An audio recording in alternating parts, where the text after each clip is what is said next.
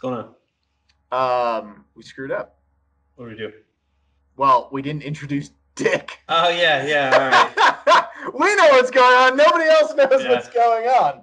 So rather than just starting straight away and like, a video. What's up, everybody? I am Gentleman Rooster.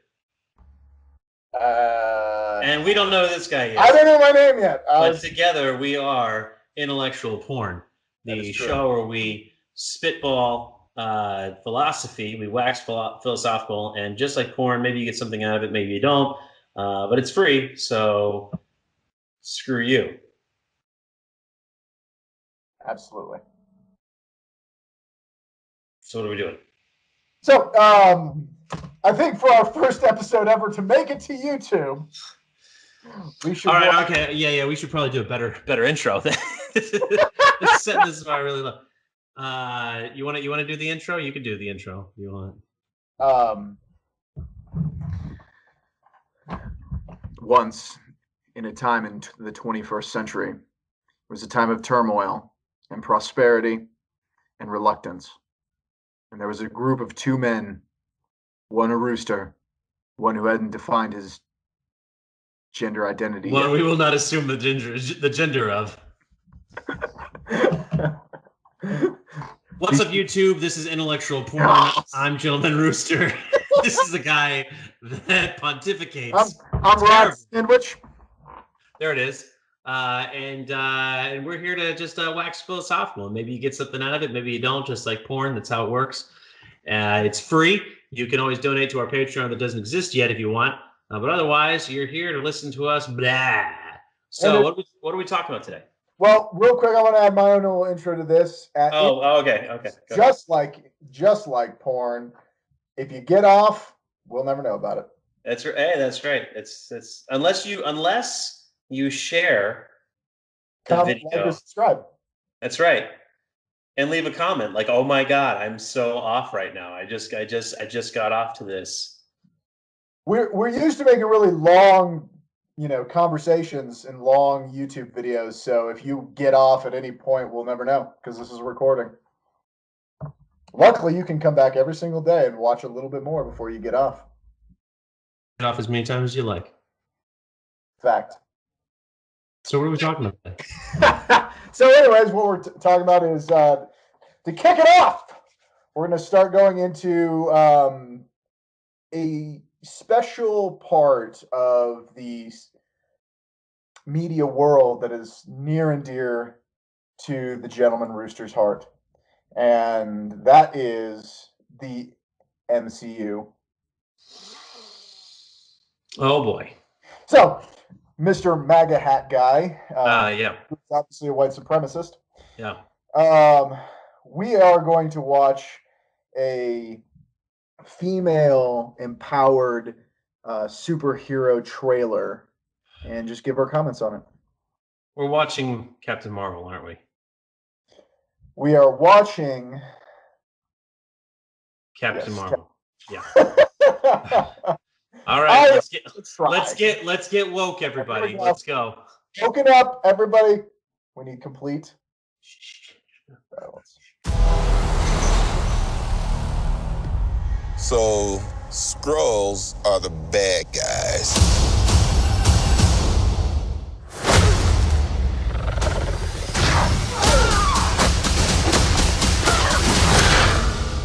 And you're a Kree, a race of noble warriors. Heroes.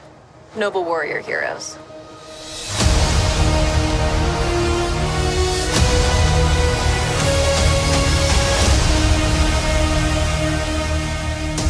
Your life began the day it nearly ended. We found you.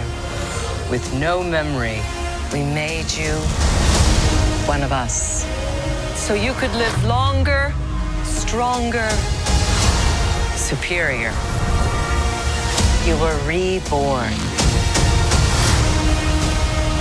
I keep having these memories. Something in my past is the key to all of this.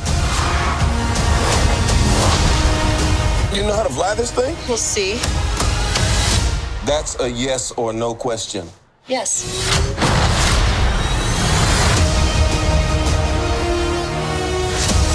like to know what you really are. I think I had a life here. What aren't you telling me? You've come a long way, but you're not as strong as you think. This war is just the beginning. I'm not gonna fight your war. I'm gonna end it.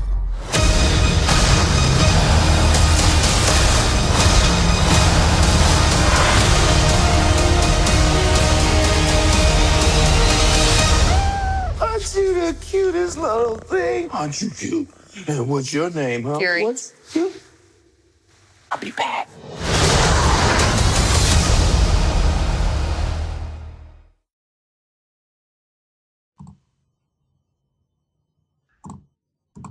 Can I talk now? You can talk now. Okay, because I didn't hear a thing. And then, well, I'm sorry. I heard some sort of like jet engine the entire time. It's like I'm gonna assume it was your computer fan. No, that's just Captain Marvel in her awesomeness. Oh, is that what the movie's gonna sound like? It's just an ongoing jet engine. It's not. Yeah. Okay. Well, so I'm assuming you've actually seen that trailer before, though. Yes? I've never seen that trailer, but I've seen the others, and what I love is The sound stop sharing working due to an unexpected error. is that what it says?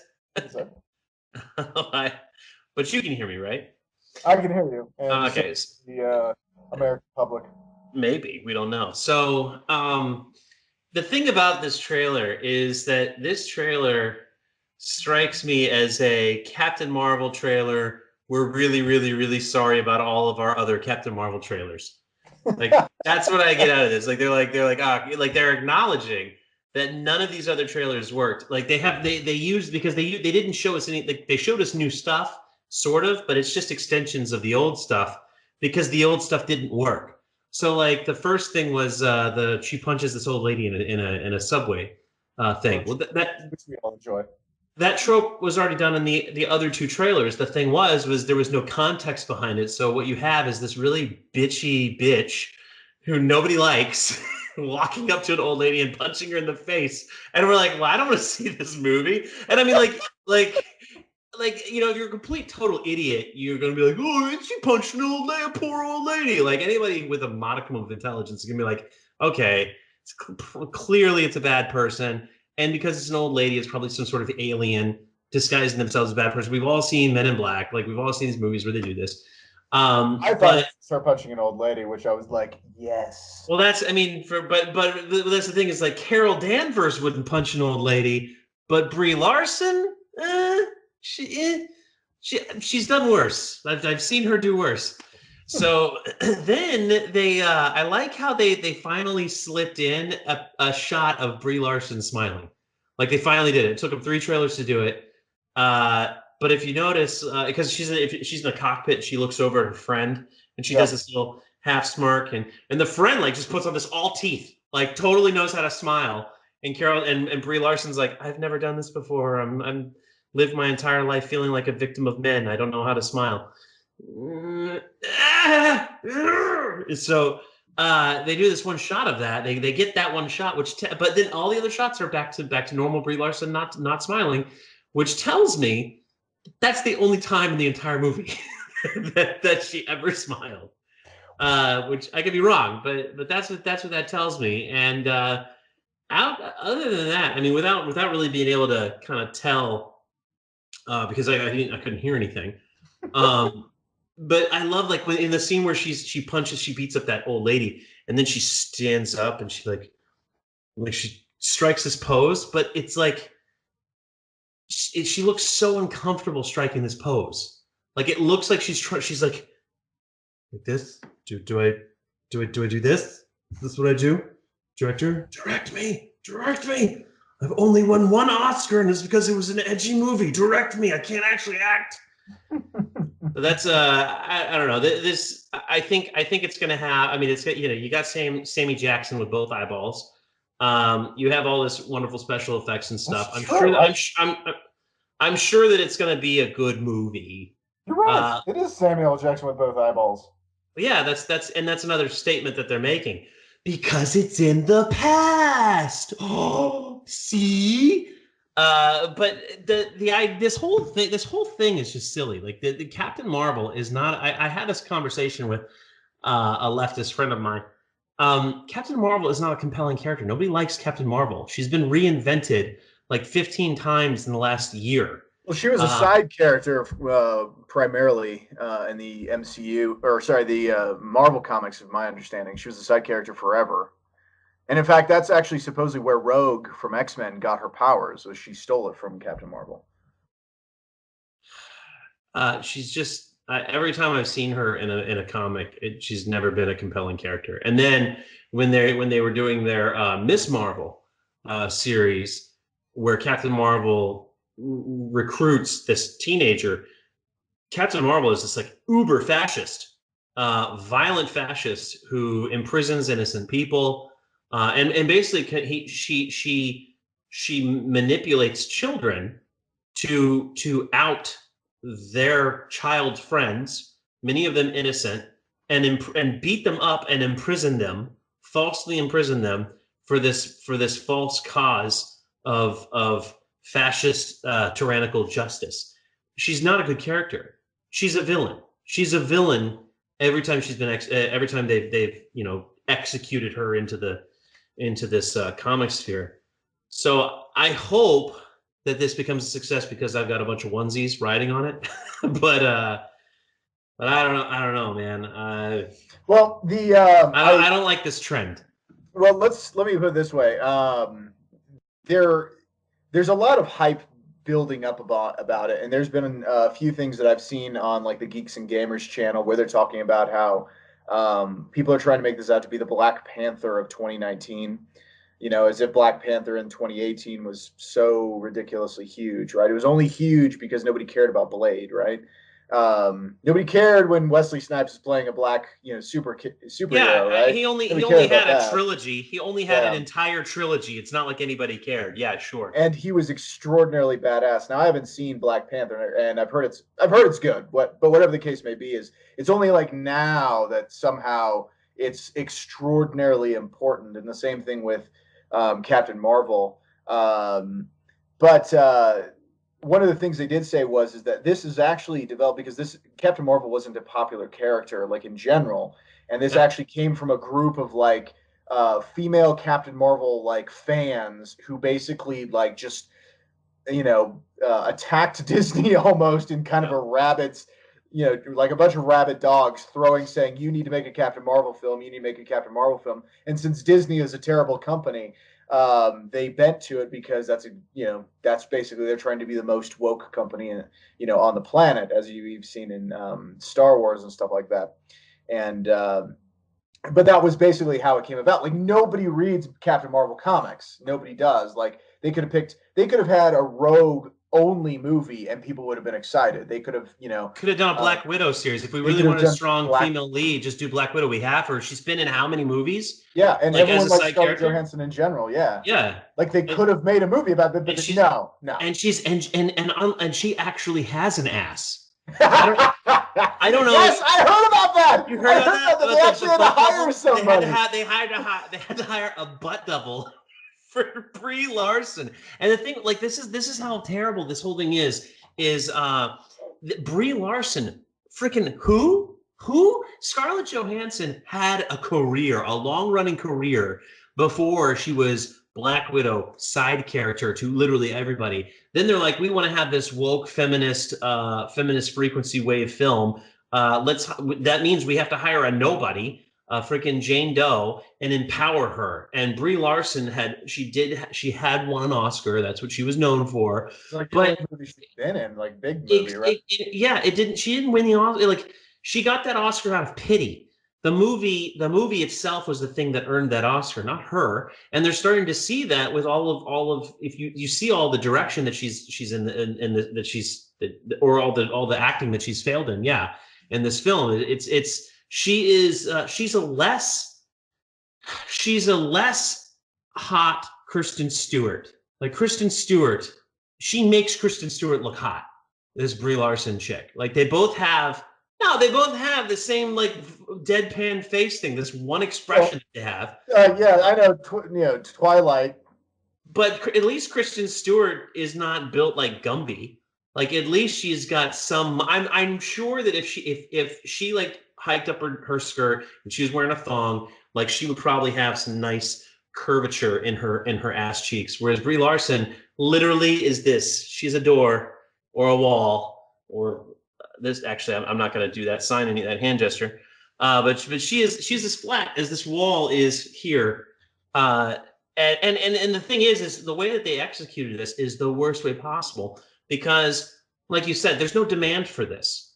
They're appeasing a group of irrelevant morons, people who aren't even fans of Marvel, people who don't buy comic books because anybody who bought comic books didn't buy Captain Marvel comic books. Cool. Captain Marvel has had to relaunch a million times because it doesn't make any money because nobody buys it. So the people who are demanding this are people who don't watch or read comic books and don't watch comic movies. This is not a long-term business model. So it would have been. Care. That's not the idea. It would have been fine if they look. If you want to appeal to the woke crowd, there's a better way to do it. Just pull what you did with Venom. Venom, I liked Venom as a movie. I had a good time watching Venom.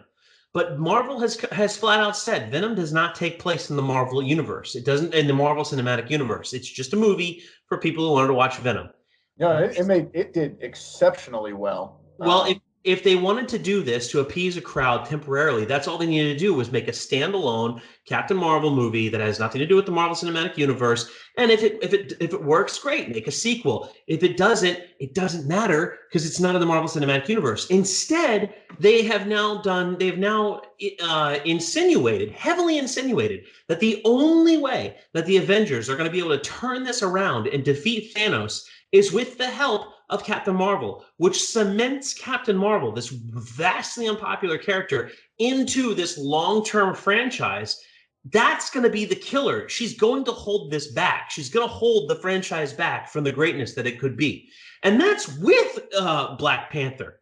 Like, we can work with Black Panther, but this Brie Larson nonsense, that's the bigger thing is Brie Larson is like the Katy Perry of Batman. When Katy Perry, not Katy Perry, sorry. What was it? Katie Holmes? Katie Holmes, when she was in The Dark Knight or whatever. Yeah. She was in the first movie, Batman Begins. Yeah, and I'm watching this, and I was like, when I saw that, I was like, oh no, they put Katie Holmes in this movie. Katie Holmes does not have the maturity to go through a series like Batman. Like this, there's a maturity level that's going to require longevity. That's going to take some serious fortitude to get through these things. Katie Holmes is a child. She's going to have ADD or ADHD, and she's going to move on to the next hot thing out there. And sure enough, that's what happened. But everyone's like, well, who cares? We'll just get somebody else. I was like, no, you idiots. That's the point. Not only does Katie Holmes have ADD and the lacks the maturity and the fortitude to go through this series, but she's got a very uniquely ugly look. Like, you're not going to find anybody who looks like Katie Holmes. When you say uniquely ugly look, what do you mean? Like, she's not like because I'll be honest, like Jake Gyllenhaal's sister was not a good replacement. That's what I'm saying.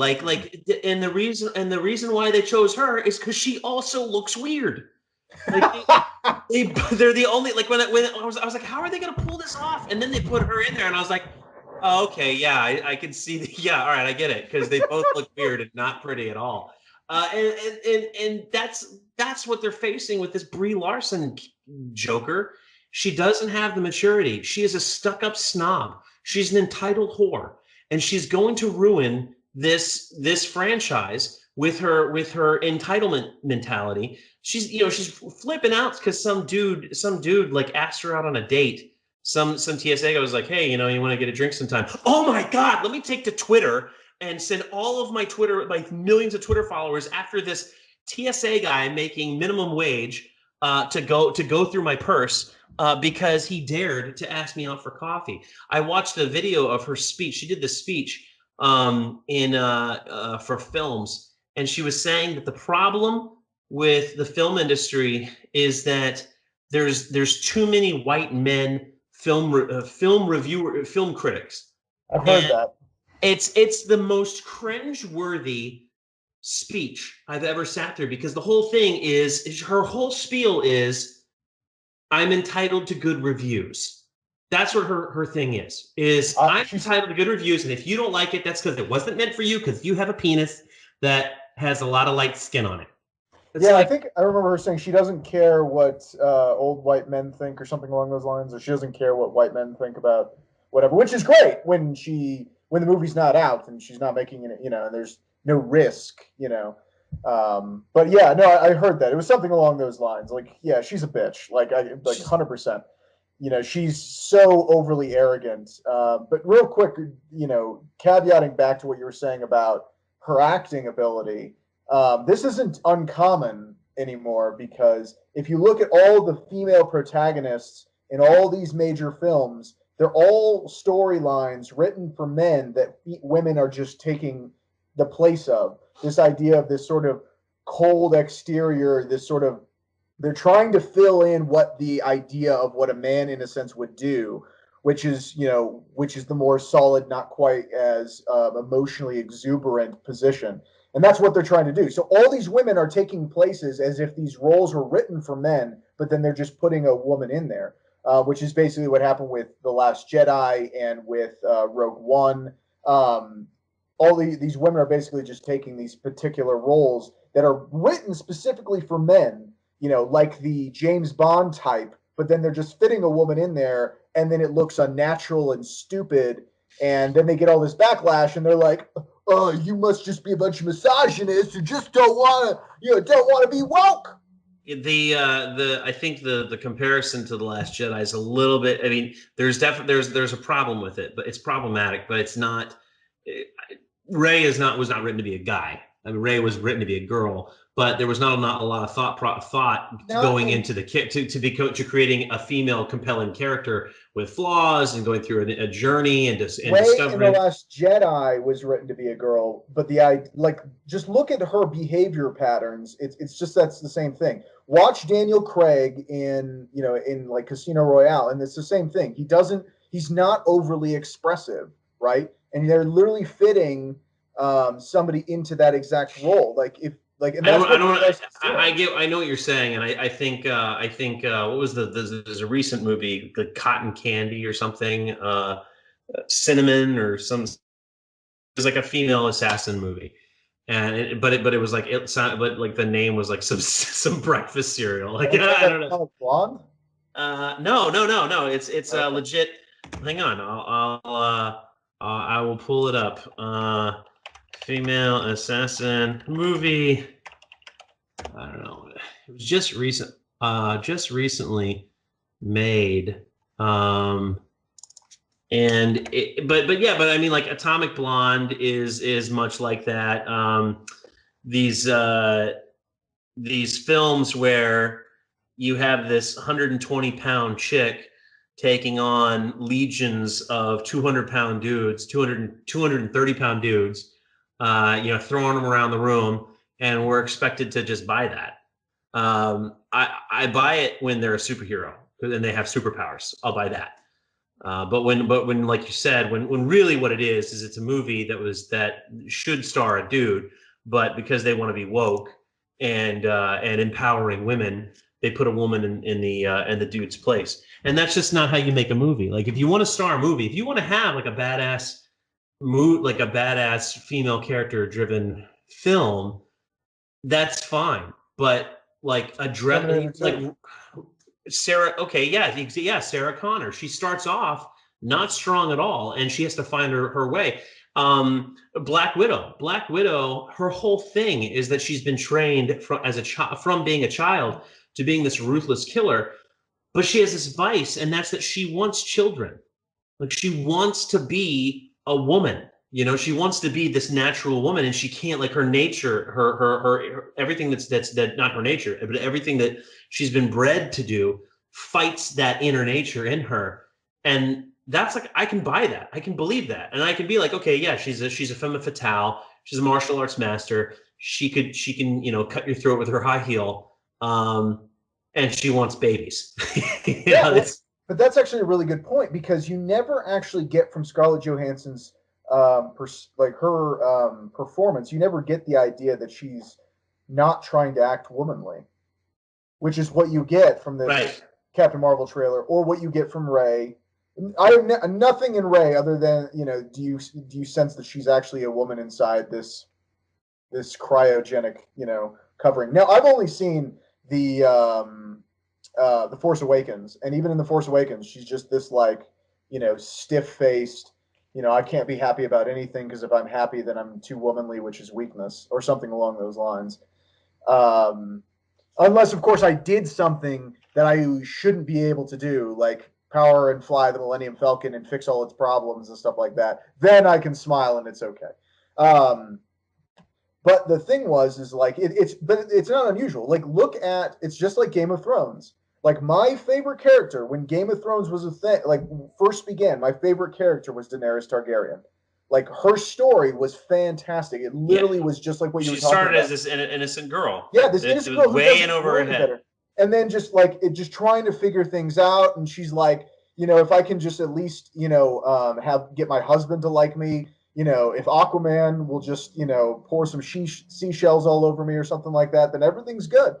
And then all that gets taken away from her. And then from there, you watch this sort of development of how she starts figuring out how to use her own advantages. You get to a certain point, which is like season 5, season 6, where basically nothing bad ever happens to her again.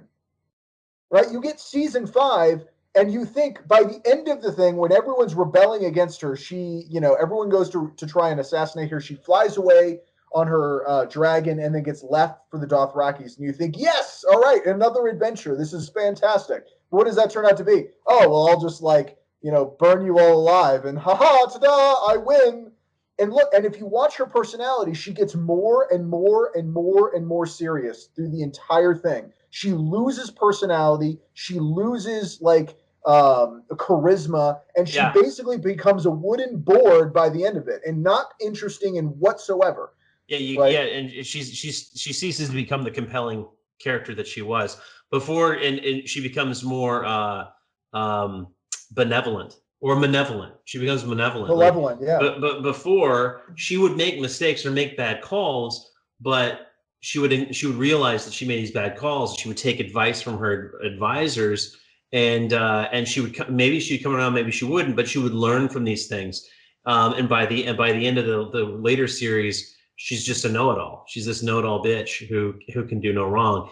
And I think a lot of that is, I think that and everything else in the later season came from the fact that it was George Martin wasn't writing anymore. Those were not his books. That was the hacks in the studio who don't know how to write. Yeah, and then suddenly, because that was the thing. That's why I stopped watching Game of Thrones. And I know this is off topic. And we got to wrap it up here real quick. But the thing is the reason I stopped watching Game of Thrones was exactly that. When I got to season 6 and I was able to predict exactly how each episode was going to go, I was like, this is the reason I watched this show is because I couldn't predict it. Because it was so complex that anything could happen. Right. And now it has become a parody of itself. We have to kill someone in every episode. We have to kill a minor character in every episode. Right. Because to just keep this Simpsons-like sitcom thing going, this trope of ours, which is stupid. The coffin was closed and sealed when they took all the characters that we love and they sent them into the Out Beyond the Wall on this suicide mission. They say it's a suicide mission, and so they end that episode with the thought, everybody's like, oh my gosh, one of these people that we love, they forced everybody that we love into this mission. Which means that one of them's going to die. One of them, choose one. It doesn't matter which one. We're all going to have our hearts broken. That's an incredible stake to have. That's fantastic story writing. And it led everybody to spend the next week speculating who is it? Who are we going to live without for the rest of the show? And then the very next episode, when they went at the end of the climactic end, they kill all the red shirts, and then all the main characters come back and make it out alive. Nobody that you love dies, and it's season 7 because I didn't see that one. Oh, it was the last season or whatever, and I'm watching this. I'm like, this is spineless. This is spineless talentless writing that, you know, if you're going to raise the stakes, you know, if you're not going to raise the stakes, then don't do it. But if you commit one way or the other, don't do this thing where I'm going to play with your emotions and not follow through, because that just shows that you're dickless. And the movie that I was talking about was called Peppermint. Oh, Peppermint. Okay. Yeah, I haven't seen a trailer for it or anything like that, but okay. The synopsis is Riley North awakens from a coma after surviving a brutal attack that killed her husband and daughter. When the system shields the murderers from justice, Riley sets out to transform herself from citizen to urban guerrilla. Channeling frustration into motivation, the young widow spends years in hiding, honing her mind, body, and spirit to become an unstoppable force. Eluding the underworld, the police, and the FBI, Riley embarks on a deadly quest to deliver her own personal brand of punishment. But I imagine she doesn't learn from anybody. She just like sits in her room and watches Right. YouTube She videos, absorbs learns how it. to build a house or something like that, and becomes Yeah. famous. Yeah, exactly. Okay, yeah. Anyway. Which is like, it's like her own brand of, what do you mean her own personal brand of punishment? What are you talking about? Her own personal brand of punishment. There's nothing personally brand about this. The story is she's getting revenge. We're in a system that won't, like, she's like, okay, the system's messed up. I'm going to go kill everybody. And in order to do that, I can't get arrested. So I'm going to avoid getting arrested while I kill people. That's not your personal brand, bitch. That is literally every action movie of that style. Like, everyone does that. I can think of 3 movies like what is it? Death Sentence. The Death Sentence with what's his guts is that movie. Law-Abiding Citizen with Gerard Butler. Yeah. What's the common denominator here? Dudes. They're all dudes. Why? Because dudes do that, not chicks. Sorry, ladies. Yeah, Brave with Jodie Foster was actually very good. It was all about, you know, this woman who basically had everything taken from her, and she just became a vigilante on the streets, just killing thugs and shit. It was actually fantastic. She became like a female Punisher. Yeah, and maybe it wasn't Brave. It was the Brave one. The Brave one. That's what it was. Yeah. And that was actually really good. But again, they didn't take away the idea that she was a female from that film just to supposedly empower her. Like, she's still a woman doing her womanly things, but she just was like, she basically carries around a Glock all the time, and she rides the subway station, or rides the subway at like 2 a.m. and just waits for motherfuckers to come around so she can blast them. Okay, like, actually kind of cool. No, you know, okay. Let's compare these two, okay? Because we remember the synopsis that I just read. Well, this is the synopsis. What? Well, can I cut you off? Can we handle this in our next segment? Ooh. Go ahead. Yeah. Whatever. Just go ahead. It's a shorter synopsis. Okay. New York radio host Erica Bain endures a brutal attack that leaves her badly injured and her beloved fiancé dead. The tragedy haunts her, and she sets forth on a personal quest for revenge. Her exploits captivate the city residents, but as the determined detective closes in on her, Eric wonders if she is now no better than those that she hunts. There's so many layers to that story than this cookie cutter female badass, like female awesome. Like, this is not that. That's not this story. This is a story about a woman who becomes obsessed with revenge and the ramifications that has on a society that is suffering from a broken system, and at the same time forcing that person to take a very uncomfortable look in the mirror and have a psychological reckoning about who they are and what they've become. That story, it really could only be played by a female, because it's a very emotional story. It's a lot of emotion in that story. This is perfect for a female role, and I have no problem with a female being in this role and killing people in the process. But this Peppermint story is literally just a dude story flipped upside down because we want a chick to kill people. That's not a good movie make. Well, have you seen the movie Logan? Old Man, based on the Old Man Logan thing? Yeah. No, I read the comic. Okay. It's a fantastic movie. But I mean, I won't go into more detail in there, but because since you haven't seen it. But let me make a last comment about the Captain Marvel film. Just something that I noticed. When has the coolest man in Hollywood suddenly become the comic relief? You're Like- talking about Samuel L. Jackson. Samuel L. Jackson is like literally is the only actor I've ever seen in Hollywood who can say any line in the world and make it sound cool. Like he was in some really stupid Frank Miller movie where he was the bad guy and he said something about "Don't put eggs on my face," and he could say "Don't put eggs on my face" in a badass way. And they have switched it around, so he is no longer the cool guy. He has to be the comic relief in this movie. Yeah, you're talking about Spirit. The Spirit was the Samuel L. Jackson movie.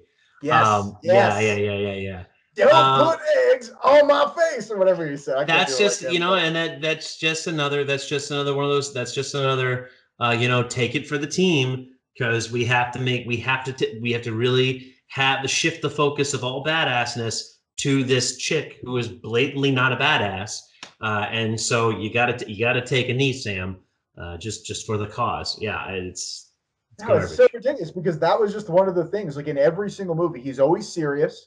He doesn't do, "Oh, there's a kitty. Oh, hey, buddy." He doesn't do that. And in a single Marvel film, he's always the serious one, the one who is like never afraid, never gets upset. He just keeps a constant tone. Right. But he's Samuel L. Jackson, so everyone believes it. Yeah, what was it? Winter Soldier. In Winter Soldier, he just survived this super assassination attempt on his life, barely escapes alive, and he calls Captain America, and he's there with a glass of scotch. He's like, "I have you." It's like you're like, wow, yeah. And you're standing right next to a window, right? Like, and you're gonna get shot. But I mean, yeah, you're right. He's a total badass, and this is just another one of those things where when you get woke, everything has to suffer. Everything has to take a back seat to your wokeness, and that's not good, because all of these things are the things that are awesome, and you're basically sharding on all of it so that you can be woke. It's retarded. It's retarded, and now we have a cat-loving Samuel L. Jackson, and yeah, I'm not sure how I feel about that. Yeah. What are we talking about next segment? So give our listeners something to look forward to. Yeah. So the next segment we're going to talk about is the other day I took that Harvard racial or implicit bias test, and we're just going to run through that as how science has fallen, and how the Harvard, which has been held up as like the Oxford or whatever, as the pinnacle of university and study, has fallen to such a degree that they have created an abysmal catastrophe of a scientific examination to determine whether you are racist. Oh boy. I'm excited because I know nothing about this stuff. So let's get to it. Sounds good.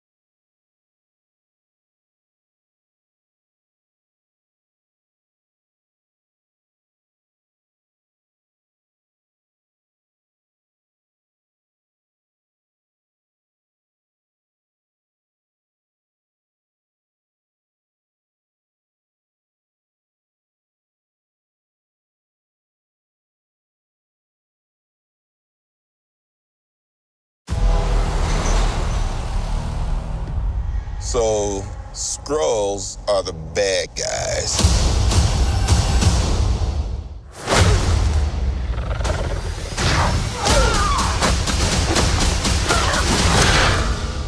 And you're a Kree, a race of noble warriors. Heroes. Noble warrior heroes.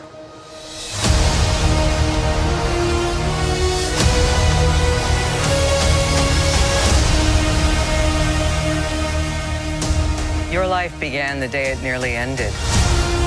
We found you. With no memory, we made you one of us. So you could live longer, stronger, superior. You were reborn. I keep having these memories.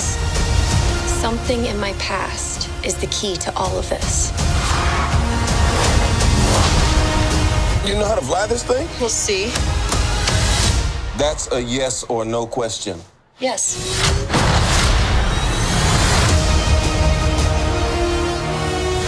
Would you like to know what you really are? I think I had a life here. What aren't you telling me? You've come a long way, but you're not as strong as you think. This war is just the beginning. I'm not gonna fight your war. I'm gonna end it.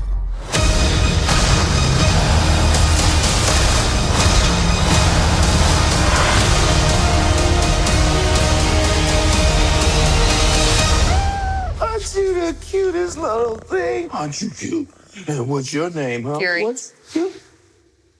I'll be back.